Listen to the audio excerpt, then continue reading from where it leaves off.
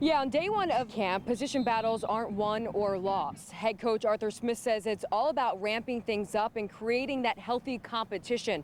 And I had a chance to ask quarterback Marcus Mariota how his 8th training camp in the league feels different compared to other years. Well, first of all, Atlanta's hot.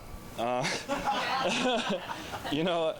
then secondly, it really comes down to this is the foundation that you're building for the entire season. And it's really just helping these young guys come along.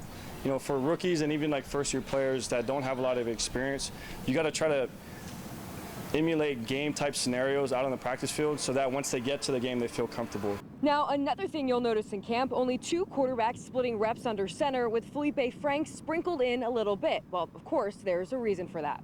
You know, when you got limited number of reps, we're trying to make sure Marcus and Dez get as many as they can. But there's certainly, whether it's Felipe or somebody else, you had as a third quarterback and an emergency quarterback, you got to have a contingency plan. You might be a little tired out here because it's just 2 guys. But then, you think, and, you're working up to this point, our entire lives. And, before I step foot on the Falcons, you think there's, 3, 4 guys coming into training camp and, you hear the stories of you might only get 1 rep, so you better make sure that rep counts. Now, before training camp started, Deion Jones was placed on the PUP list. Coach Smith says that he's hoping he can get healthy enough and come back and compete in camp, but he'll know more next week if Deion is able to do that. Of course, we'll be bringing you all the coverage from training camp. I'll be back up at Flowery Branch tomorrow. Reporting from Falcons Training Camp, I'm Alison Mastrangelo, Channel 2 Action News.